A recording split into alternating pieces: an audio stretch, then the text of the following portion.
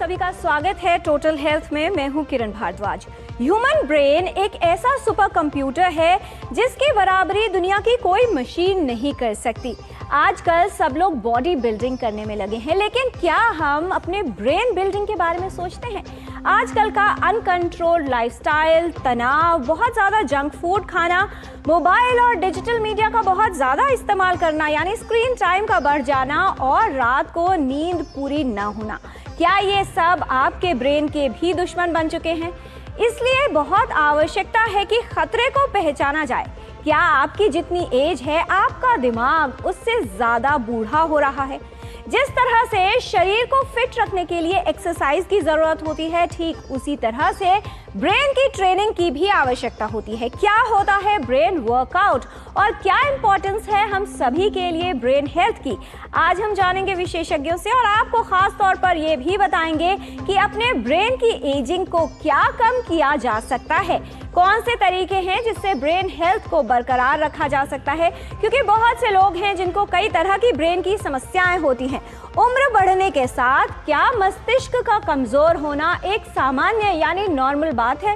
लोगों को लगता है कि उम्र बढ़ रही है तो इसके साथ अगर वो चीज़ें भूल जाते हैं, ब्रेन फॉगिंग होती है या फिर यहाँ वहाँ रखकर चीज़ें ढूंढते रहते हैं, तो ये बढ़ती उम्र का एक लक्षण है। कितनी सच्चाई है इस बात में ये जानेंगे।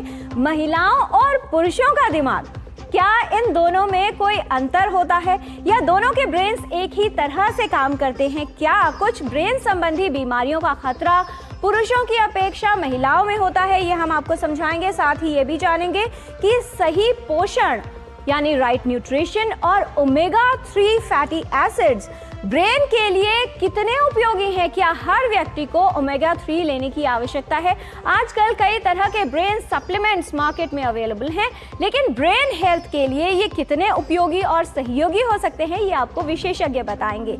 रात भर जागने की आदत, चाहे वो आप मोबाइल स्क्रॉल कर रहे हो, रील्स देख रहे हो या फिर कुछ और, अगर आप रात भर नहीं सोते हैं, रात्रि जागरण करते हैं, तो क्या ये आपकी ब्रेन हेल्थ को डैमेज कर सकता है? क्या स्थायी नुकसान उसे पहुंचा सकता है?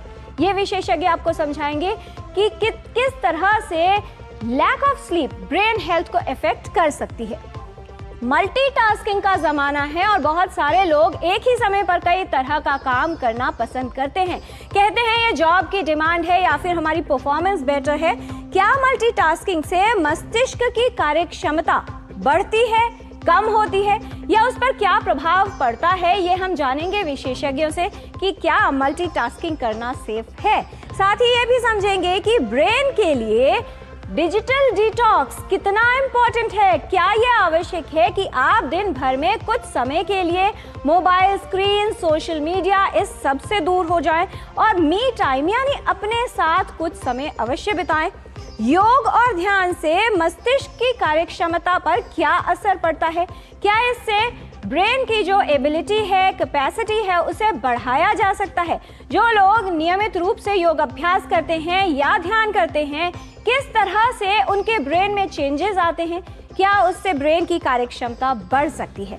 बढ़ती उम्र में ब्रेन पावर का बढ़ना क्या सिर्फ एक सपना है या फिर इसके पीछे वैज्ञानिक तथ्य भी छुपे हैं? साइंस क्या कहता है? क्या बढ़ती उम्र में अपनी ब्रेन की पावर को बढ़ाया जा सकता है? ये तमाम बातें होंगी आज टोटल हेल्थ के 1 घंटे के डिस्कशन में। जानकारी की शुरुआत करेंगे एक रिपोर्ट से और आपको ये बताएंगे कि हमारा सुपर कंप्यूटर यानी हमारा ब्रेन कितना इम्पोर्टेंट है और वो कौन से कारक हैं जो ब्रेन की हेल्थ को प्रभावित कर सकते हैं।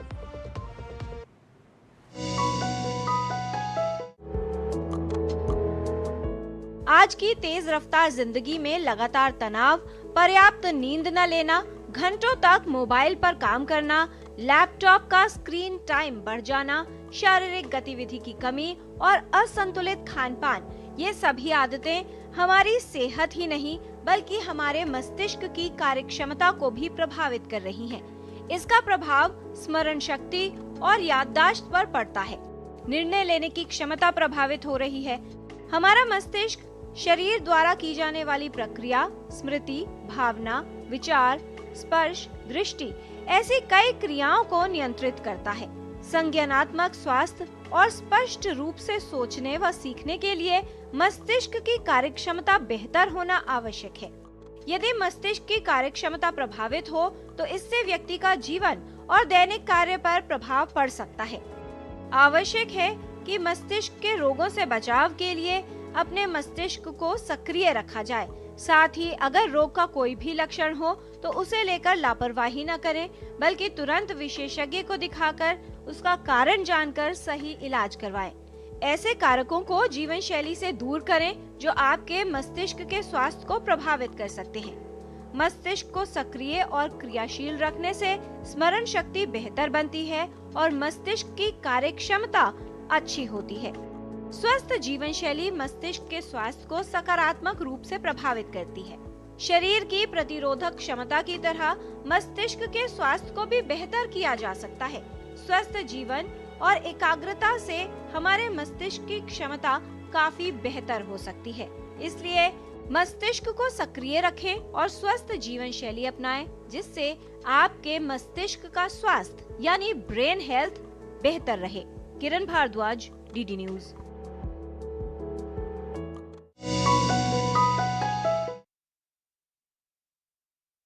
क्या आपका दिमाग भी हर दिन लो बैटरी मोड पर काम कर रहा है? आपका लाइफस्टाइल आपके ब्रेन का दोस्त है या दुश्मन? आइए समझते हैं विशेषज्ञों से। अगर आपको लगता है कि आपका लाइफस्टाइल बहुत ही अनकंट्रोल्ड है तो अब समय है अपने लाइफस्टाइल को बदलने का, ब्रेन को अपग्रेड करने का। तो आइए ब्रेन को रिचार्ज और अपग्रेड करने की कोशिश करते हैं। विशेषज्ञों से समझते हैं कि किस तरह से ब्रेन हेल्थ को बेहतर किया जा सकता है। इस पर बात करने के लिए हमारे साथ उपस्थित है विशेषज्ञों का खास पैनल। उनसे आपका परिचय करा दें। आज के डिस्कशन में हमारे साथ हैं doctor Rajendra M Dhamija, Professor Neurology and Director, Institute of Human Behavior and Allied Sciences. He is chairperson for National Task Force on Brain Health and he is Director, Institute of Human Behavior and Allied Sciences. बहुत स्वागत है doctor Rajendra Dhamija आपका। आज के discussion में हमारे साथ हैं doctor Manjari Tripathi, professor and head department of neurology from all India institute of medical sciences. हमारे साथ रहेंगी doctor Swati Kedia Gupta, assistant professor clinical psychology from all India institute of medical sciences and she is also working for national centre for ageing. बहुत स्वागत है doctor Swati आपका। आज के discussion में हमारे साथ होंगे doctor Rajkumar Yadav, professor department of physiology from all India institute of medical sciences. बहुत स्वागत डॉक्टर राजकुमार आपका भी। हमारे सभी विशेषज्ञ आज मौजूद हैं आपको जानकारी देने के लिए और आपकी ब्रेन हेल्थ को सुधारने के लिए। तो क्या आप तैयार हैं? अगर आपको ब्रेन हेल्थ से संबंधित कोई भी लक्षण आ रहे हैं, यानी आपके मस्तिष्क में कोई समस्या उत्पन्न हो रही है, ऐसा आपको लगता है या आपके आसपास रहने वालों को लगता है, तो बहुत सही समय है कि इस पर सवाल किया जाए, जानकारी ली जाए। आप अपना प्रश्न हमें ईमेल कर सकते हैं ddnewstotalhealth@gmail.com पर, या फिर कॉल करके भी सवाल पूछ सकते हैं। नंबर्स है 23097648, 23097671 एंड 23097655। इन सभी नंबर से पहले आपने लगाना है दिल्ली का STD कोड 011 और अपनी समस्या का समाधान आप विशेषज्ञों से ले सकते हैं। आइए समझ लेते हैं कि ब्रेन हेल्थ की इम्पोर्टेंस हमारे लिए क्या है और क्यों आवश्यक है कि अपनी मस्तिष्क की सेहत पर ध्यान दिया जाए। सबसे पहले डॉक्टर मंजरी त्रिपाठी आपसे जानना चाहेंगे, ब्रेन की कितनी इम्पोर्टेंस है हमारी ज़िंदगी में? और ह्यूमन ब्रेन को सुपर कंप्यूटर कहा जाता है और ये भी कहा जाता है कि जो आम लोग हैं वो सिर्फ अपने ब्रेन का 10% ही इस्तेमाल करते हैं। क्या ये सच है? देखिए, ब्रेन जो है ये बहुत ही अद्भुत शरीर का अंग है और इसमें छोटी छोटी कोशिकाएं हैं। करीब माने या न माने 86 बिलियन कोशिकाएं हैं और ये 86 बिलियन कोशिकाएं एक दूसरों से कंटिन्यूसली कनेक्टेड हैं, नेटवर्क्ड हैं। कितने कनेक्शंस हैं? 100 ट्रिलियन कनेक्शंस, राइट। और 15% शरीर का जो खून है वो 1 मिनट में 15% ब्रेन को जाता है। तो एक बहुत ही एक्टिव ऑर्गन है, दिखाई नहीं देता और इसके बारे में बहुत लोग जानते नहीं हैं कि जो हम करते हैं, जो हम सोचते हैं, जो हम समझते हैं, जो हम बोलते हैं, हम हाथ हिलाते हैं, चलते हैं, सोचते हैं या फिर तर्क वितर्क करते हैं, ये सब ब्रेन के फंक्शंस हैं। और छोटी सी छोटी चीज़ अगर या डैमेज इसमें हो तो लाइफस्टाइल और एक्टिविटीज़ में बहुत फ़र्क हो सकता है। तो ये एक ऐसा फैसिनेटिंग ऑर्गन है कि इसके बारे में अभी तक विशेषज्ञ पूरा जो इसकी चीज़ें हैं नहीं जान पाए हैं और अभी भी खोज जारी है। जी, और पूरी तरह से समझने के लिए यह आवश्यक है कि किसी भी चीज़ पर ध्यान दिया जाए। डॉक्टर धमीजा, आजकल बहुत सारे लोग जो अपने आप को हेल्थ फ्रीक मानते हैं और बहुत ज़्यादा ध्यान दे रहे हैं अपनी सेहत पर, लेकिन अगर एक आम व्यक्ति की बात की जाए, क्या हम लोग अपने ब्रेन हेल्थ को लेकर भी सतर्क हैं और क्या ब्रेन को हेल्दी रखने के लिए वर्कआउट करने की ज़रूरत है, यानी ब्रेन वर्कआउट क्या आवश्यक होता है? किरण जी, सबसे पहले तो आपको बहुत बहुत धन्यवाद भी और बधाई भी डीडी न्यूज़ को भी और प्रोड्यूसर्स को कि ब्रेन हेल्थ को मेन स्ट्रीम में लाने के लिए और ये प्रोग्राम करने के लिए, क्योंकि 22 जुलाई को हम विश्व में वर्ल्ड ब्रेन डे मनाते हैं और ये पूरे विश्व में मनाया जाता है और हिंदुस्तान में भी मनाया जाता है। और आपके सभी दर्शकों को, सभी डॉक्टर्स को हमारी सबकी तरफ से बहुत बहुत शुभकामनाएँ। और अपने ब्रेन हेल्थ के लिए हम क्यों काम करते हैं, कितना ज़रूरी है, ये बहुत इम्पॉर्टेंट है। ये ब्रेन हेल्थ सिर्फ इसलिए नहीं है कि किसी बीमारी का ना होना या absence of disease. Brain health का मतलब है कि देश में हमारे 145 करोड़ जो पॉपुलेशन है उसमें अगर देखा जाए तो हर तीसरे व्यक्ति को कभी ना कभी न्यूरोलॉजिकल डिसऑर्डर या ब्रेन हेल्थ के डिसऑर्डर होने की संभावना है। ये मैं नहीं कह रहा हूँ, ये WHO का डाटा है। तो इसका मतलब ये है कि तकरीबन 60 करोड़ लोग जो हैं कभी ना कभी देश में न्यूरोलॉजिकल डिसऑर्डर से ग्रस्त होंगे, जो कि 44-45% ऑफ आवर पॉपुलेशन है, जो कि 1/6 ऑफ ग्लोबल पॉपुलेशन है। तो ये ग्लोबल मूवमेंट है और इसके बहुत सारे जो बेनिफिट्स हैं, बहुत ज़्यादा इंपॉर्टेंट है, वो इकॉनमी से भी रिलेटेड हैं। आज की तारीख में तकरीबन $8 ट्रिलियन जो है वो ब्रेन हेल्थ के डिसऑर्डर्स पे या ब्रेन के डिसऑर्डर्स पे खर्चा होता है देश में और विदेश में और ग्लोबल लेवल पे। जी। आप सोच सकते हैं कि इंडिया की जो GDP है, जो कि वर्ल्ड में हम तीसरी या चौथी GDP हम आते हैं, उसका 2/3 जो है तकरीबन $2.5 ट्रिलियन जो है वो पूरे विश्व में न्यूरोलॉजिकल डिसऑर्डर्स पे ही खर्च होता है। तो अगर हम ब्रेन हेल्थ अच्छी रखेंगे तो ये लार्ज नंबर ऑफ जो न्यूरोलॉजिकल डिसऑर्डर्स हैं वो कम होंगे, और अगर वो कम होंगे तो देश की जो प्रोडक्टिविटी बढ़ेगी और जो लोग होंगे वो ब्रेन हेल्दी होंगे तो ब्रेन स्किल्स बढ़ेंगी, ब्रेन स्किल्स बढ़ेंगी तो देश की इकॉनमी बढ़ेगी। और अगर ये ब्रेनी लोग होंगे सारे देश में जिनका हेल्दी ब्रेन है तो देश तरक्की की तरफ बढ़ेगा और हम विकसित भारत की तरफ बढ़ेंगे। जी, तो बहुत आवश्यक है कि अपने मस्तिष्क की सेहत का ख्याल रखा जाए, क्योंकि सिर्फ ये खर्च की बात नहीं है। जब किसी व्यक्ति को किसी तरह का ब्रेन संबंधी डिसऑर्डर या डिजीज़ होती है तो उसका क्वालिटी ऑफ लाइफ, उसका परिवार और पूरी फैमिली पर इसका प्रभाव पड़ता है। इसलिए बहुत आवश्यक है कि शुरुआत से ही ध्यान रखा जाए। मेंटल हेल्थ की काफ़ी बात होती है। डॉक्टर स्वाति, क्या मेंटल हेल्थ और ब्रेन हेल्थ एक ही कॉन्सेप्ट है? दोनों बहुत क्लोजली रिलेटेड कॉन्सेप्ट्स हैं, लेकिन ब्रेन हेल्थ ब्रॉडर है। ब्रेन हेल्थ में जैसे मैम ने, सर ने बताया कि उसमें जो हमारे जितनी भी फंक्शनिंग है, हमारी मेमोरी है, बातचीत करना है, हमारी बॉडी मूवमेंट्स हैं, वो सब कुछ आ जाती हैं। और मेंटल हेल्थ हमारे वेलबींग से रिलेटेड है कि हम कैसा महसूस कर रहे हैं, हमें क्या इमोशंस फील हो रहे हैं, एक्सेट्रा। सो अगर हम इसको एक लेमैन टर्म में समझें तो ब्रेन हेल्थ हमारा हार्डवेयर है और मेंटल हेल्थ हमारा सॉफ्टवेयर है। तो ब्रेन हेल्थ ठीक रहेगा तो सॉफ्टवेयर है जो मेंटल हेल्थ वो भी ठीक रहेगा। जी, और टोटल हेल्थ के लिए हार्डवेयर और सॉफ्टवेयर दोनों का ठीक होना ज़रूरी है। हाँ जी। डॉक्टर राज कुमार यादव, आपसे जानना चाहेंगे कि आजकल की जीवन शैली में किस तरह के बदलाव आप देखते हैं जो हमारी ब्रेन की हेल्थ को एक खतरा बन गए हैं उसके लिए और उसे प्रभावित कर रहे हैं, क्या कहना चाहेंगे?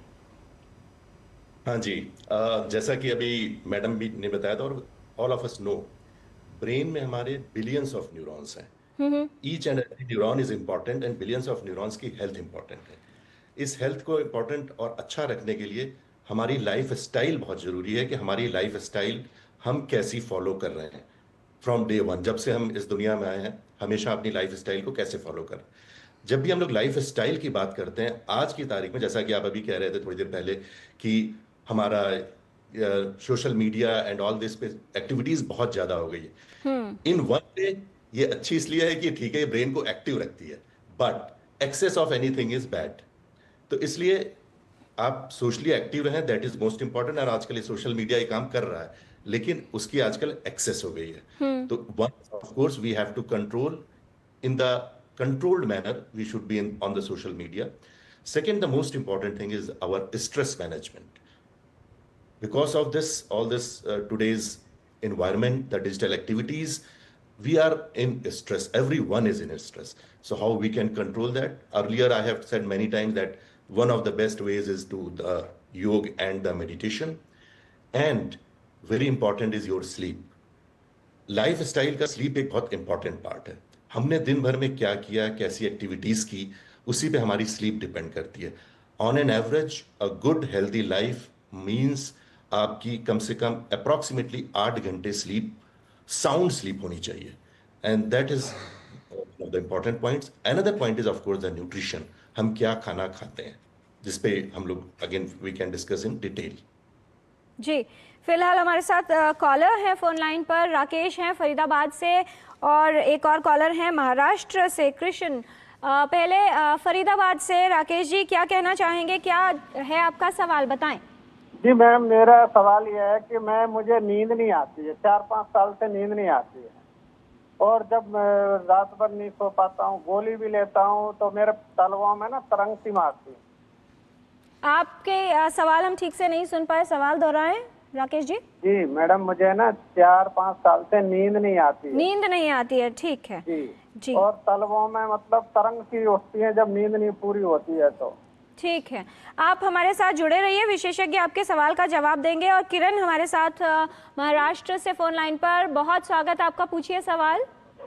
हाँ मैडम, नमस्ते। जी नमस्कार। मैं तासगांव से बोल रहा हूँ, महाराष्ट्र से। जी। मेरे को याददाश्त कम हो रहे है, ऐसा दिख रहा है मेरे। आपकी एज कितनी है? आपकी एज कितनी है? 44 है मैडम। 44 इयर्स, ठीक है। और आपको लगता है कि आप चीजें भूलने लगे हैं? हाँ, याददाश्त कमजोर हो गया है, राइट।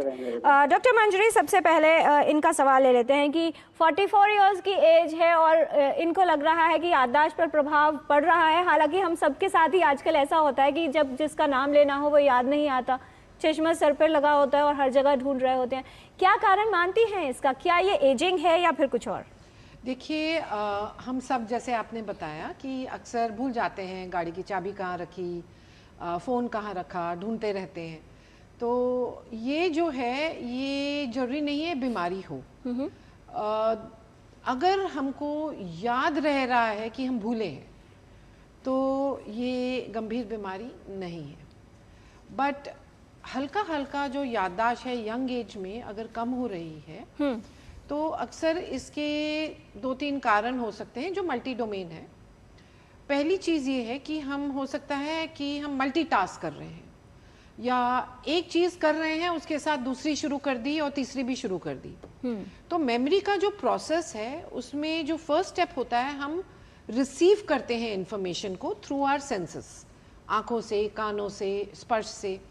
तो when we receive this information through our senses, उसके बाद ये जाके ब्रेन में रजिस्टर होता है।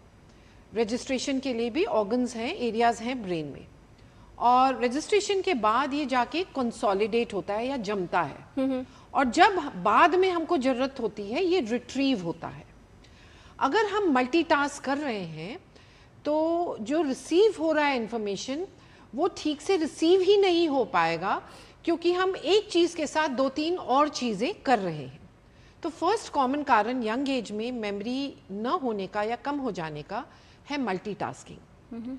Second is nutritional. अगर हमारा न्यूट्रिशन सही नहीं है और हमारा कुछ जैसे विटामिन B12 की कमी है जी, तो भी हल्की सी याददाश्त कम हो सकती है। तीसरा है थायराइड। अगर हाइपोथायराइड हैं तो भी मेमोरी कम हो सकती है। चौथा है नींद।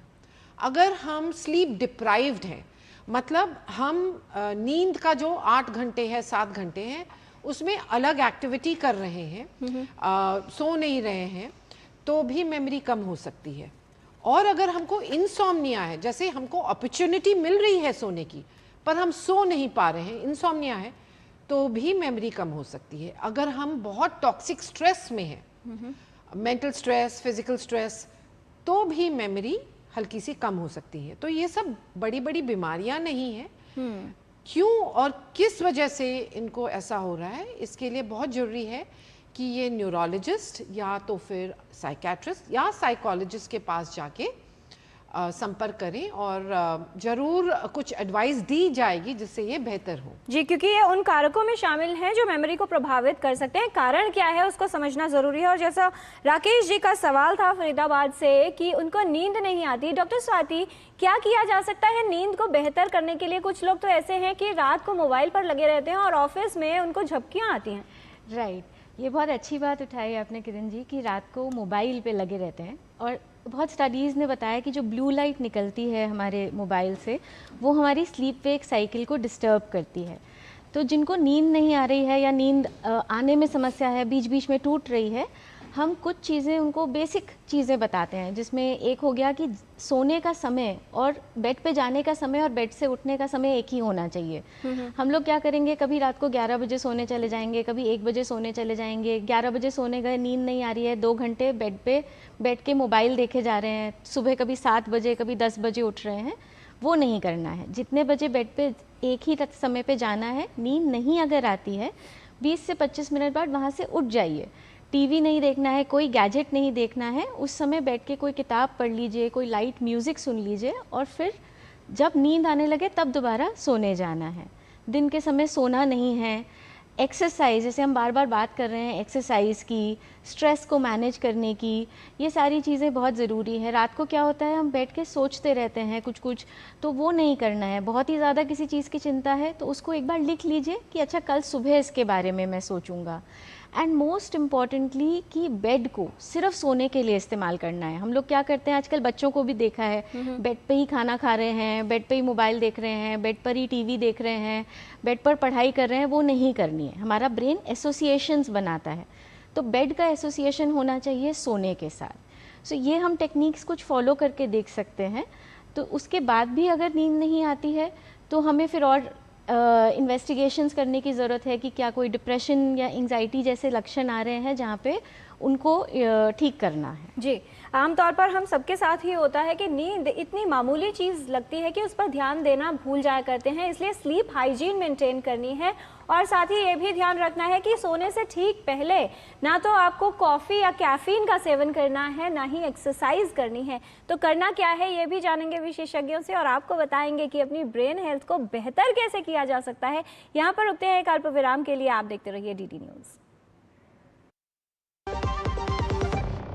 असली सपने वो नहीं होते जो हम नींद में देखते हैं। असली सपने वो होते हैं जो हमें सोने नहीं देते। Hi sir. लेकिन क्या इनके सपने साकार होंगे? इतने बड़े ई-कॉमर्स ऑर्डर के लिए बहुत इन्वेस्टमेंट लगेगी, कहाँ से लाऊंगी सर? आई एम सॉरी, मुझे किसी और के पास जाना पड़ेगा।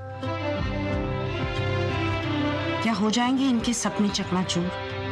अरे नहीं हुजूर, भारत सरकार की PMFME स्कीम है ना। माइक्रो फूड प्रोसेसिंग यूनिट्स हैं, इनको सपोर्ट करने के लिए हमारी सरकार क्रेडिट लिंक सब्सिडी दे रही है। अपना माइक्रो फूड प्रोसेसिंग यूनिट शुरू करने या बढ़ाने के लिए पाएं 35% सब्सिडी अधिकतम 10 लाख तक, जिसे अब फूड प्रोसेसिंग और पैकेजिंग की मशीनरी के साथ ले सकते हैं तकनीकी सहायता भी। आज से हम सॉस और चटनी का भी काम शुरू करेंगे। मदद करे सरकार तो बढ़ता रहे व्यापार। हर जीत की शुरुआत होती है छोटे छोटे कदमों से और हर छोटी तैयारी बदल सकती है पूरा नतीजा। क्योंकि मैदान हो या जिंदगी, छोटी से छोटी तैयारी ही देती है प्रोटेक्शन और प्रोटेक्शन ही देता है भरोसा। जैसे LIC की बीमा लक्ष्मी, एक खास प्लान सिर्फ महिलाओं के लिए जहां छोटी बचत दे बड़ी सुरक्षा, ताकि जिंदगी के हर मैदान में आप रहे हर पल के लिए रेडी। LIC बीमा लक्ष्मी, रखे हर पल के लिए रेडी। मेरी पसंद, मेरी पसंद, मेरी पसंद, मेरी पसंद, हमारी पसंद, हम सबकी पसंद। मजबूत देश का मजबूत सरिया हो गया स्टील।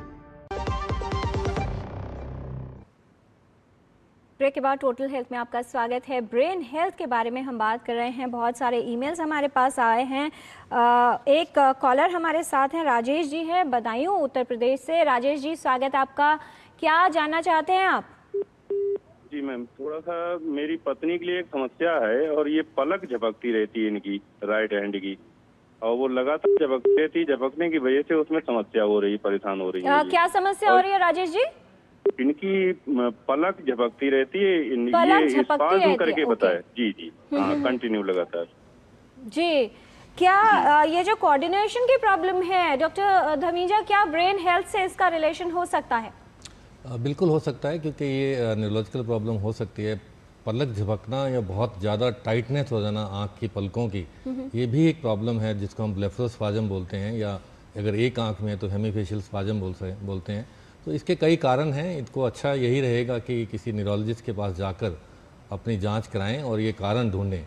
तो ये बहुत इंपॉर्टेंट है, और ख़ासकर इनसे कितनी उम्र है, इससे पहले इनकी क्या प्रॉब्लम रही है, ये एकदम अचानक हुई है या धीरे धीरे हुई है, ये बढ़ रही है या स्टैटिक है। तो ये सब चीज़ें जो है इनकी असेसमेंट होना, इवैल्यूएशन होना बहुत ज़रूरी है, और उसके बाद ही जो है आगे की जो मैनेजमेंट प्लान है या ट्रीटमेंट है वो हो सकती है। और इनको अच्छे न्यूरोलॉजिस्ट के पास ज़रूर जाके दिखाना चाहिए, और आगे के लिए इवैल्यूएशन भी होनी चाहिए और ट्रीटमेंट भी होना चाहिए। राजेश जी, बहुत अच्छी बात है कि आपने कॉल किया है।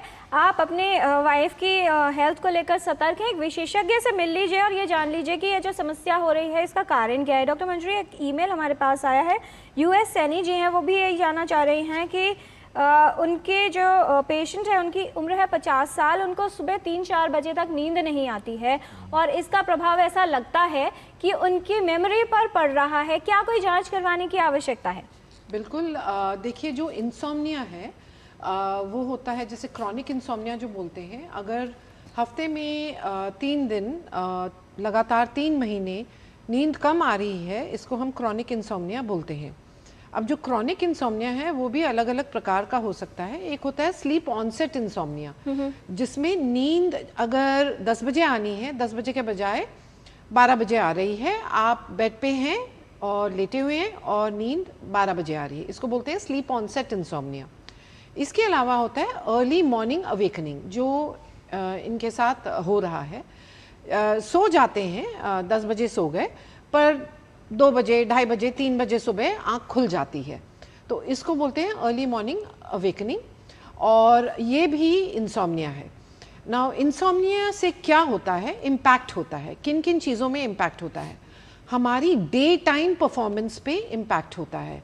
हमारी अलर्टनेस, फ्रेशनेस, हमारी सोचने की शक्ति, हमारा बिहेवियर, इमोशन, मूड, चिड़चिड़ापन, गुस्सा आना, याददाश्त पे असर पड़ता है, याददाश्त रिटेन नहीं हो पाती है, और इसके अलावा मेटाबॉलिक भी असर होता है।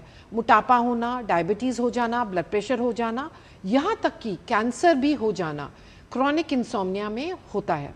डिप्रेशन और बहुत सारी ऐसी चीज़ें इसके साथ एसोसिएटेड हैं। तो ये बहुत ज़रूरी है कि स्लीप स्पेशलिस्ट या न्यूरोलॉजिस्ट या साइकेट्रिस्ट इनके पास ये जाएं। तो जनरली इंसोम्निया की हिस्ट्री ली जाती है, पूरे दिन की हिस्ट्री ली जाती है कि वो पूरे दिन में क्या कर रहे हैं, और स्लीप हाइजीन के बारे में इनको समझाया जाएगा। स्लीप हाइजीन के बाद ये हम जानने की कोशिश करेंगे कि इनको दवाइयों की ज़रूरत है। कुछ ऐसी दवाइयाँ हैं जो हल्की फुल्की हैं जैसे मेलाटोनिन, कुछ थोड़ी इससे भारी दवाइयाँ हैं। तो डॉक्टर ही ये तय करेगा कि इनको दवाइयों की ज़रूरत है या सिर्फ स्लीप हाइजीन से इनका काम चल जाएगा। इसके साथ इंसोम्निया के साथ बहुत सारी मेडिकल कोमॉर्बिडिटीज़ होती हैं, उनकी भी छानबीन की जाएगी। इंसोम्निया को इग्नोर नहीं करना है। ये बहुत ज़रूरी है कि ये स्लीप स्पेशलिस्ट, न्यूरोलॉजिस्ट या साइकेट्रिस्ट के पास जाके इसका सही इलाज कराएं। जी, उत्तराखंड से एक कॉलर हमारे साथ हैं, शिवानी फोन लाइन पर। शिवानी जी, बहुत स्वागत, पूछिए सवाल। हेलो मैम, मैं उत्तराखंड हल्द्वानी दिशा कंप्यूटर की ओनर हूँ। तो एक्चुअली मेरा जो मेन इशू है कि मेरा जो काम रहता है वो कंप्यूटर पे रहता है। तो कॉज ऑफ दैट स्ट्रेस के कारण मेरा स्लीप डिसऑर्डर बहुत ज्यादा रहता है। मतलब मुझे डिस्ट्रैक्शंस बहुत ज्यादा रहते हैं। नींद तो आती है बट टूटती बहुत ज्यादा है। और मोस्टली अगर रात को 1 बजे नींद खुल जाती है तो उसके बाद वो फिर कंटिन्यू नहीं होती है। शिवानी जी, कितने घंटे आप ऑन एन एवरेज काम करती हैं, कंप्यूटर स्क्रीन के साथ रहती हैं? 7 to 8 और 7 to 8 आवर्स। डॉक्टर तमीजा, क्या एडवाइस करना चाहेंगे?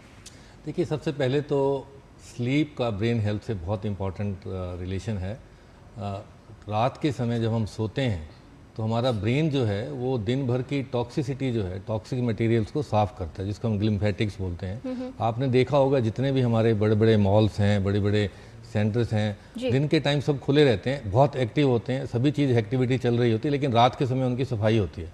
सभी के सभी जो है सफाई के ऊपर लगे होते हैं। ऐसा ही हमारा ब्रेन जो है रात को नींद में सफाई करता है पूरे टॉक्सिक मटेरियल्स की। तो स्लीप होना, बहुत अच्छी स्लीप होना, अच्छी क्वालिटी की स्लीप होना 6 से 8 घंटे, गुड क्वालिटी रिफ्रेशिंग स्लीप बहुत इंपॉर्टेंट है ब्रेन की हेल्थ के लिए।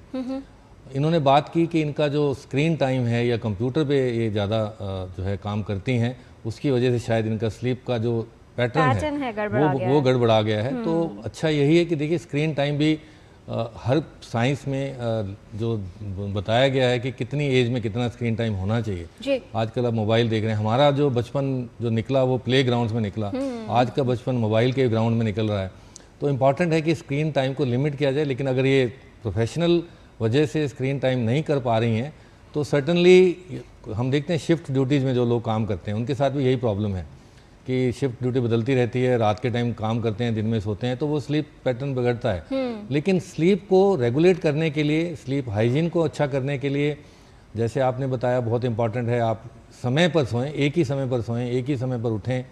एक अच्छी रिफ्रेशिंग स्लीप के लिए 2-4 घंटे पहले जो है सभी गैजेट्स बंद करें, कॉफ़ी और ये मादक पदार्थ जो है नहीं लें, और हैवी खाना भी नहीं खाएं, और खाने के एकदम बाद भी नहीं सोएं, ये इंपॉर्टेंट है। और अच्छा म्यूजिक चला के सोएं और एक स्लीप पैटर्न बनाएं जिससे आपकी रेगुलरिटी रहे। और अगर फिर भी नहीं है तो स्लीप स्टडी कराएं अपनी, जो कि स्लीप सेंटर्स में है और हर न्यूरोलॉजी के हॉस्पिटल्स में है। और वहाँ पे स्लीप के बाद, उसकी स्टडी के बाद हम बता पाएंगे कि डिफरेंट फेजेज ऑफ स्लीप जो हैं, स्टेज 1, स्टेज 2, स्टेज 3, जिसको रैम और नॉन रैम भी बोलते हैं, किसमें क्या प्रॉब्लम है वो उससे पता लगेगा। तो बहुत आवश्यक है कि समस्या है तो उसका समाधान के लिए कारण क्या है ये पहचान की जाए। फिलहाल मध्य प्रदेश से नारायण जी फोन लाइन पर, स्वागत आपका। क्या है आपकी समस्या?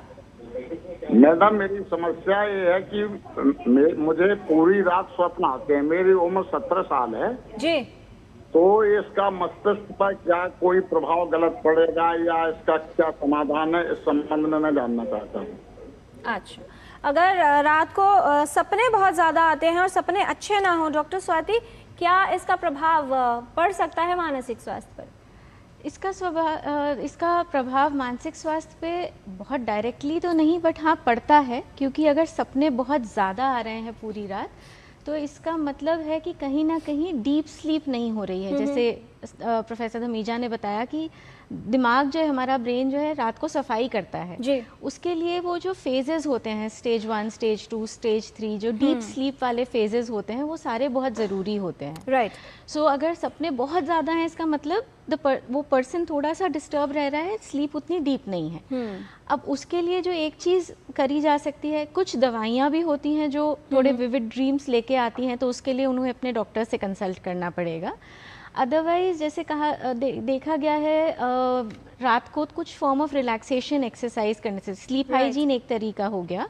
उसके अलावा जैसे योग निद्रा है, रात को थोड़ा कुछ ब्रीदिंग एक्सरसाइज, मेडिटेशन करके अगर सोते हैं तो उससे स्टडीज़ ने देखा है कि डीप स्लीप आने की संभावना बढ़ जाती है। राइट।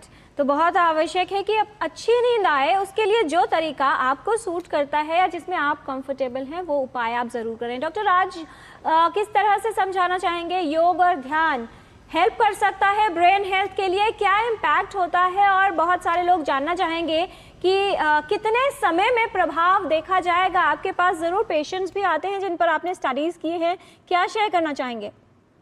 हाँ जी, योग और मेडिटेशन, जैसा कि अभी मैडम भी बता रही थी, it's one of the best ways to remain healthier. और एक थोड़ी देर पहले भी आपने बात करी थी एजिंग की भी। Ageing is a natural process. हम एजिंग को तो बदल नहीं सकते क्योंकि ageing is a natural process, but our biological ageing जो हमारी है उसको हम चेंज कर सकते हैं, मॉडिफाई कर सकते हैं, up to certain extent control कर सकते हैं। और उसके लिए अगेन हम लोग ने बहुत सी स्टडीज की है, ये पाया है कि योग and meditation is one of the best veg. तो क्या ये संभव हो सकता है कि मान लीजिए किसी व्यक्ति की एज जो है वो 40 इयर्स है, लेकिन उसका ब्रेन यानी जो उसके ब्रेन की एज है वो उससे कम की जा सके?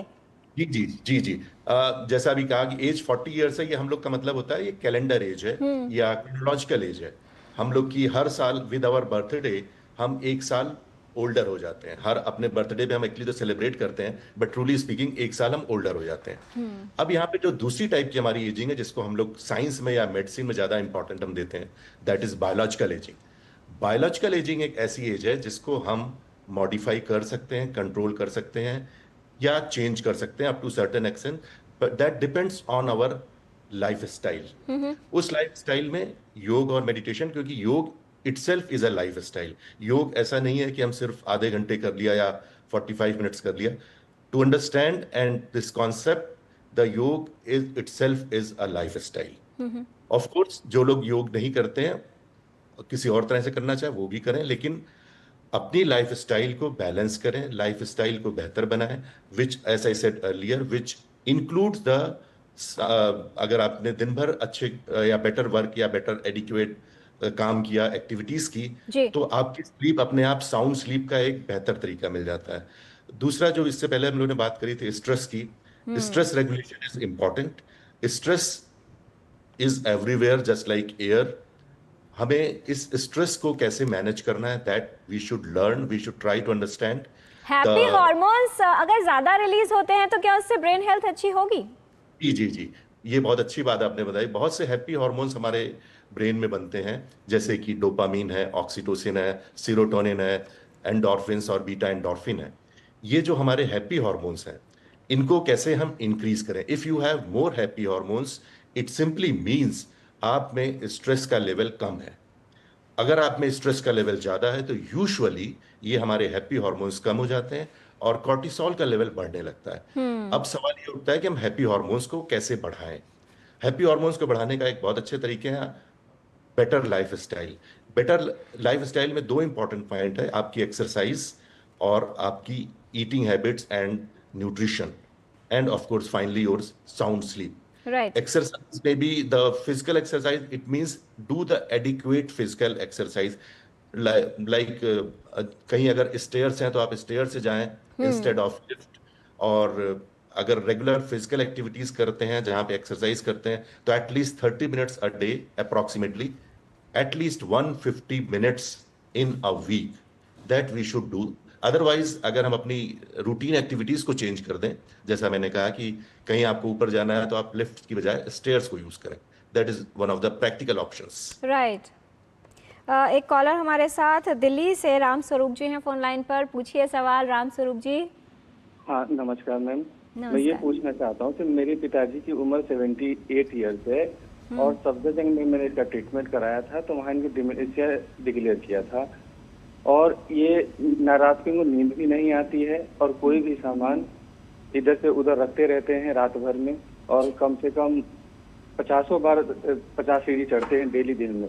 डिमेंशिया की समस्या है इनके पिताजी को। डॉक्टर धमीजा क्या एडवाइस करना चाहेंगे? देखिए डिमेंशिया की जब हम पहले भी चर्चा कर रहे थे कि एक बिनाइन फॉरगेटफुलनेस होती है, जैसे हम आपने कहा चश्मा भूल गए या फ़ोन भूल गए, लेकिन जब ये आपकी लाइफ को अफेक्ट करना लगे, फंक्शनिंग को, कि आप 6 महीने पहले बिल्कुल इंडिपेंडेंट थे और अब आपकी फंक्शनिंग में अफेक्ट हो गया, तब हम इसको कहते हैं कि कॉग्निटिव डिक्लाइन है या डिमेंशिया की तरफ हम बढ़ रहे हैं। तो बहुत सारे इनके जो सिम्टम्स मुझे लग रहे हैं वो जो BPSD बोलते हैं कि behavioural and psychological disorders of dementia, तो ये उनकी भी ट्रीटमेंट होनी बहुत ज़रूरी है। एक फॉरगेटफुलनेस होना एक कंपोनेंट है, डिमेंशिया के बहुत सारे कंपोनेंट्स होते हैं जिसमें आपकी रास्ते भूल जाना है, आपके फाइनेंशियल ट्रांजैक्शन में प्रॉब्लम आनी है, आपको बार बार एक ही चीज़ को रिपीट करना है, और ख़ासकर शाम के समय और रात के समय ये बहुत ज़्यादा सिम्टम्स बढ़ जाते हैं जिसको हम सनडाउनिंग बोलते हैं। तो ये जो बिहेवियरल सिम्टम्स हैं इनका इलाज अलग है। जो भूल जाने का है उसका आगे ना और बीमारी बढ़े उसके लिए हैं। इसके लिए अब नए नए टेस्ट भी आए हैं, अभी अभी इंडिया में शुरू हुए हैं और आने वाले समय में दवाइयाँ भी आ रही हैं। लेकिन इनको डिमेंशिया के लिए एक खुद के लिए भी केयर गिवर स्ट्रेस बहुत ज़्यादा है। खुद की अपनी सेहत का भी ख्याल रखना जरूरी है, क्योंकि केयर गिवर जो है वो डिमेंशिया को फुल टाइम देखने के लिए अपनी एनर्जी लगाता है। अगर वो खुद स्वस्थ नहीं है तो फिर वो पेशेंट की भी देखभाल नहीं कर पाएगा। तो जैसे ही रिवर्सिबल कॉजेज हम रूल आउट कर लेते हैं, जैसे थायराइड है या B12 है या बाकी की चीज़ें हैं, उसके बाद अगर ये डिमेंशिया के एक पर्टिकुलर टाइप का है, चाहे वो एल्जाइमर्स है, चाहे वो फ्रंटोटेम्पोरल है, चाहे वो पार्किंसन के साथ है, तो ये सब इवैल्यूएशन के बाद, पूरी मेंटल स्टेट एग्जामिनेशन के बाद अगर हम एक डायग्नोसिस पे पहुंचते हैं और उसको कंफर्म करते हैं, फिर हम उसकी तरफ जो है प्रिवेंशन भी है, ट्रीटमेंट भी है, मैनेजमेंट भी है, सिम्टोमेटिक भी है और केयर गिवर के लिए भी जो उसकी गाइडेंस भी होती है, सपोर्ट भी होती है। इसलिए आवश्यक है कि अगर उम्र बढ़ने के साथ आप चीज़ें भूलने लगे हैं और इससे आपका लाइफस्टाइल इफेक्ट हो रहा है, तो इसे बढ़ती उम्र का सामान्य लक्षण मानकर नज़रअंदाज बिल्कुल ना करें। Doctor Manjari Tripathi, gut brain access की कितनी इंपॉर्टेंस है? क्या अगर व्यक्ति का पाचन ठीक नहीं है वो भी मेंटल हेल्थ को या ब्रेन हेल्थ को स्पेसिफिकली प्रभावित कर सकता है? बिल्कुल, जो हम खाते हैं या पीते हैं उसका ब्रेन पे डायरेक्ट असर है। This is known as the gut microbiome hypothesis of diseases. पाया गया है और ये बहुत ही आधुनिक शोध से पाया गया है कि अगर गट माइक्रोबायोम में डिसजेनेसिस या डिसबायोसिस हो जाए तो पार्किंसंस जैसी बीमारी, डिमेंशिया जैसी बीमारी, एपिलेप्सी जैसी बीमारी और स्ट्रोक जैसी बीमारी हो सकती है। हमारे पूर्वज कहते थे कि हम वो हैं जो हम खाते हैं। जो गट है उसमें बैक्टीरिया हैं और ये ख़तरनाक बैक्टीरिया नहीं है, ये फ्रेंडली बैक्टीरिया हैं। ये जो बैक्टीरिया हैं ये हेल्प करते हैं सर्टेन केमिकल्स रिलीज़ करने के लिए और इन केमिकल्स का असर through the circulatory system as well as through the nervous system of the जो वेगस नर्व बोलते हैं, it goes directly to the brain और ब्रेन पे असर करता है। तो जो शोध है उसमें देखा गया है कि पार्किंसंस की बीमारी का एक हाइपोथेसिस है, ये पेट से शुरू होके जो डिजेनरेशन है ब्रेन स्टेम पे पहुंचता है और ब्रेन स्टेम से ब्रेन पे पहुंचता है जी। सिमिलरली पार्किंसंस में पाया गया है। इसीलिए बोलते हैं जो खान है brain healthy foods, greens, fruits, vegetables, cereals, दालें, fish, red meat completely avoid करिए और नट्स, दूध, इन सब का सेवन किया जाए। हेल्दी ऑयल्स का सेवन किया जाए जैसे मस्टर्ड ऑयल, थोड़ा बहुत घी और कोल्ड प्रेस्ड ऑयल्स यूज़ करें। ऑलिव ऑयल भी अच्छा है। और इसके साथ बहुत ज़रूरी है कि हम जो हैं जैसे टर्मरिक हमारे जो कल्चर में यूज़ होता है, जिंजर यूज़ होता है, these are all anti inflammatory. और गट माइक्रोबायोम में इन्फ्लेमेशन भी जनरेट होता है। अगर माइक्रोबायोम सही नहीं है, this inflammation affects the brain. In fact Alzheimer's disease, Parkinson's disease का एक इन्फ्लेमेटरी हाइपोथेसिस भी है। तो इन्फ्लेमेशन को खान पान की चीज़ें भी कम करती हैं, जैसे हमारी जो कुरकुमिन हल्दी है, जिंजर है और स्पाइसेस हैं हमारे, ये सारे गट जो इन्फ्लेमेशन है इसको नियंत्रण में रखते हैं। तो इसीलिए डाइट और स्पेशली जो पीने में है चीज़ें जो अवॉइड करनी है जैसे alcohol, spirits, even a single drop of alcohol is harmful to the brain. So आप नींबू लीजिए, नींबू पानी लीजिए, आप जो छाछ बोलते हैं उसको लीजिए, नारियल पानी लीजिए। These are all brain healthy fluids. Right. Bhola Kumar फिलहाल हमारे साथ नालंदा से फ़ोन लाइन पर। भोला कुमार जी स्वागत, पूछिए सवाल। मैम बेल पॉलिसी के लिए इसके लिए क्या करना पड़ेगा? किस चीज़ के लिए क्या करना पड़ेगा? चेहरे, एक तरफ से चेहरे के मांसपेशियों की तनाव होते, खिंचाव होती है। चेहरे के मांसपेशियों में खिंचाव होता है, डॉक्टर धमीजा क्या हो सकता है ये? देखिए, ये न्यूट्रिशनल कॉजेज़ की वजह से भी हो सकता है। अगर सिर्फ चेहरे पर ही खिंचाव है और बाकी जगह पर तनाव नहीं है या जो हम स्पास्टिसिटी बोलते हैं या स्ट्रिक्ट जिसको अकड़न बोलते हैं, अगर वो नहीं है तो ये शायद न्यूट्रिशनल वजह से होगा, या अगर लोकलाइज है माइथीमिया भी हो सकता है जो इनको खिंचाव लग रहा है। तो बहुत सारी चीज़ें हैं जो मैग्नीशियम की कमी है, न्यूट्रिशनल। अभी डाइट के लिए सबसे इम्पॉर्टेंट है कि बैलेंस डाइट होनी चाहिए और बैलेंस डाइट अगर होगी तो माइक्रो न्यूट्रिएंट्स भी जाएंगे और ये सब जो है न्यूट्रिशनल प्रॉब्लम्स जो ब्रेन हेल्थ की हैं वो सॉर्ट आउट हो सकती हैं। राइट। डॉक्टर स्वाति, कितना आवश्यक है कि जो बुजुर्ग हैं कहते हैं कि डिक्लाइन आ रहा है उसको कंट्रोल किया जा सके, अगर वो कनेक्ट करते हैं यूथ के साथ, बच्चों के साथ रहते हैं, क्या उससे कुछ लाभ होता है? बहुत अच्छा सवाल है किरण जी कि एक तो हम आजकल देख रहे हैं कि एजिंग पॉपुलेशन बढ़ रही है।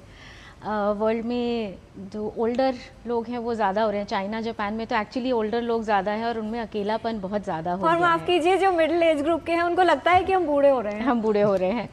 और अकेलापन जैसे देखा गया है कि जो लोनलीनेस है वो भी हमारे ब्रेन हेल्थ को अफेक्ट करता है। सो जो आपका सवाल है कि क्या अगर हम बूढ़े लोगों को बच्चों के साथ या यूथ के साथ अगर हम कनेक्ट करते हैं तो उससे फ़ायदा होगा या नहीं? सो यस, डेफिनेटली होगा। बस हमें ये ध्यान रखना है एक बैलेंस का। मतलब ऐसा ना हो कि जो बुजुर्ग है वो सिर्फ एक केयर गिवर बन के रह गया है। एक अच्छा मीनिंगफुल इंगेजिंग कॉन्वर्सेशन या टाइम स्पेंड करना, तो कहा जाता है बच्चे एक जिम की तरह काम कर सकते हैं, एक नेचुरल जिम की तरह एडल्ट या एल्डरली के लिए, कि वो उनको इंगेज रखेंगे, उनसे स्टोरी सुनवाएंगे, एल्डरली जो है अपनी पुरानी बातें उन्हें बताएंगे, तो हमारा माइंड कॉन्स्टेंटली एक्टिव रहता है। बच्चे भी सीखते हैं। मैंने अपने ग्रैंडफादर से सारी हिंदी की गिनती सीखी है। इतनी अच्छी अच्छी वो बातें बताते थे। पेरेंट्स अपने अपने कामों में बिज़ी होते हैं, तो बच्चे भी बहुत कुछ सीख पाते हैं उन बूढ़े लोगों से। और बूढ़े लोगों के लिए भी मेंटल और फिज़िकल एंड ब्रेन हेल्थ तीनों चीज़ों के लिए बहुत इंपॉर्टेंट है बच्चों के साथ जुड़े रहना। जी, तो बहुत अच्छा ब्रेन वर्कआउट भी हो सकता है और बच्चों को न सिर्फ अच्छी आदतें बल्कि अच्छे संस्कार भी मिल सकते हैं। इसलिए बहुत आवश्यक है कि जो घर के बुजुर्ग हैं या आसपास के जो बच्चे हैं उनको बुजुर्गों के साथ कुछ समय व्यतीत करने के लिए अवश्य कहा जाए। डॉक्टर धमीजा, आप ब्रेन हेल्थ जो टास्क फोर्स है उसके चेयरपर्सन हैं, किस तरह से इंश्योर किया जा रहा है कि जो ब्रेन हेल्थ है, सर्विसेज हैं, वो सभी तक पहुँचे? बिल्कुल यही थीम है इस साल के वर्ल्ड ब्रेन डे का कि एक्सेसिबिलिटी टू ऑल। तो ये ब्रेन हेल्थ की जो पॉलिसीज़ हैं जो भारत सरकार ने बना रही हैं और बनाई हैं, ये बहुत इंपॉर्टेंट है। और मेरे को ऐसा ज्ञात है कि भारत एक अकेला देश है जिसमें एक ऑफिशियल गवर्नमेंट ऑफ इंडिया की तरफ से एक national task force on brain health बनाई गई है। ये एक WHO का रेजोल्यूशन आया था 3 साल पहले, 4 साल पहले 75th जनरल असेंबली में, जिसमें ये कहा गया सभी मेंबर स्टेट्स को, जिसमें इंडिया भी शामिल है, कि आप ब्रेन हेल्थ पर काम करिए और 2031 तक जो है न्यूरोलॉजिकल डिसऑर्डर्स को कंट्रोल करिए। इसी के फॉलोअप में भारत सरकार ने ये जो नेशनल टास्क फोर्स बनाई है और इसने काम करना शुरू किया है। डॉक्टर मंजरी भी हमारे साथ मेंबर हैं उसकी जी। और हम देश भर में अभी फ़िलहाल 12 ज़िलों में जो है ब्रेन हेल्थ सर्विसेज शुरू की हैं। 2 नॉर्थ में हैं, 2 साउथ में हैं, 2 ईस्ट में, 2 वेस्ट में हैं, 2 सेंटर में हैं, जिसमें झारखंड भी है, छत्तीसगढ़ भी है, तमिलनाडु भी है। तो ये ब्रेन हेल्थ जो है, ब्रेन हेल्थ सर्विसेज जो हैं, brain health clinics district hospital को स्ट्रेंथन करने के लिए हैं, ताकि डिस्ट्रिक्ट हॉस्पिटल्स में सभी बीमारियों का जो न्यूरोलॉजिकल डिसऑर्डर्स हैं उनका एक ही छत के नीचे इलाज हो, कॉम्प्रीहेंसिव मैनेजमेंट हो, स्क्रीनिंग हो और साथ में रेफरल्स हों। और ये एक कंटिन्यूम है, अभी शुरू हुआ है और ये आगे भी बढ़ेगा। जी, डॉक्टर राजकुमार, क्या कहना चाहेंगे कि अपने ब्रेन एजिंग को ग्रेजुअल करने के लिए या कम करने के लिए या उसकी रफ्तार धीमी करने के लिए हम सभी क्या कर सकते हैं और शुरुआत कब से होनी चाहिए? हाँ जी, बिकॉज द एजिंग एक नेचुरल फिजियोलॉजिकल प्रोसेस है। Everybody is aging, everybody will age. So most important thing in my opinion is, irrespective of the age, whether it is 10 years, 40 years, 60 years, 80 years, every human being is important. यहाँ पे एक मतलब that is again my personal view, we should try to avoid the word बुजुर्ग या बूढ़ा। मुझे लगता है वर्ड को अवॉइड करना चाहिए, because everyone wants to remain younger forever. And Definitely. That is the life, and that is the health. So, of course, the better lifestyle, which includes the better physical activities, which includes the better nutrition. Manjari ma'am अभी काफी अच्छे बता रही थी nutrition के बारे में, जो आपको क्या लेना है. In one line, if I have to say, it's simply the natural food as much as possible. For example, the crude rice instead of refined rice. Fruits, vegetables, which are available naturally, and best possible ways as much as possible in the natural form. That is one of the best ways. Fish is, if you are non-vegetarian, fish is one of the good options for better health. Right. Of course, the dry fruits, those are also good, and the sound sleep. All these are important for the healthy aging, better aging with the better lifestyle.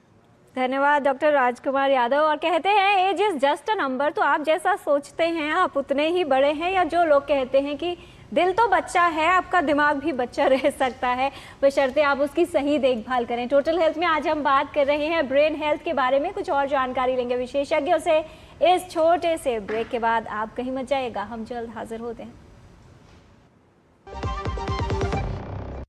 जरा सोच के देखिए, आपके पास कुछ ऐसा है जो आपकी दुनिया बदल सकता है। जानते हैं क्या? आपका अपना सोना। सोना क्या नहीं कर सकता? सोना आपको अपने सपनों का घर दिला सकता है, आपके बच्चों का भविष्य बना सकता है। सोना आपकी हर इच्छा पूरी कर सकता है। तो भारत की सबसे बड़ी gold loan NBFC Muthoot finance से गोल्ड लोन लीजिए और फिर देखिए सोना क्या नहीं कर सकता। मुथूट फाइनेंस, जहाँ विश्वास ही परंपरा है। कॉल कीजिए 1-800-313-1212। ओ हरि भैया, अरे वाह, खेतों में कौन सी फसल लगाए हो? 12 महीने कमा कर दे ऐसी फसल। क्या? मैंने नया व्यवसाय शुरू किया है। उसके लिए पैसे? इसमें किसी निवेश की जरूरत ही नहीं। अच्छा मुखिया जी। अरे मुखिया जी नमस्ते। अरे हरी, कब आ रहे हो? आप बस चलिए, मैं पहुंचता हूं। अब मैं LIC एजेंट हूं। LIC एजेंट बनो, अब बड़ा सोचो। हमारी वेबसाइट पर जाएं या अपनी नजदीकी LIC शाखा से संपर्क करें। जब धरती चीर कर निकलता है लोहे का पत्थर और मिलता है मोंगिया के जोश से, फिर तपता है, पिघलता है और बनता है फौलाद। अब होता है सरिया सारी खूबियों के साथ। मोंगिया स्टील, मजबूत देश का मजबूत सरिया।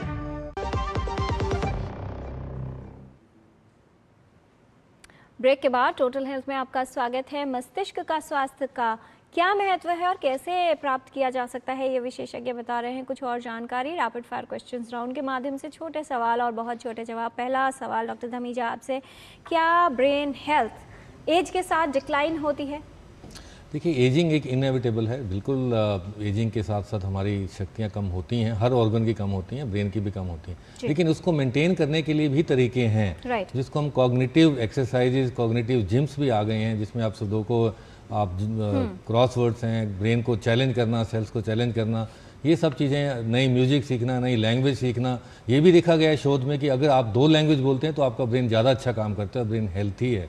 और अच्छी स्लीप लेना, अच्छी डाइट लेना, सिर्फ 2 मैसेजेस में आपके माध्यम से श्रोताओं को, मैसेज आपसे लेंगे डॉक्टर धमीजा। 1-2 सवाल हैं वो इंक्लूड कर लेते हैं। डॉक्टर मंजरी, क्या महिलाओं और पुरुषों का दिमाग अलग अलग तरह से काम करता है? बिल्कुल, इसमें कोई शक नहीं है।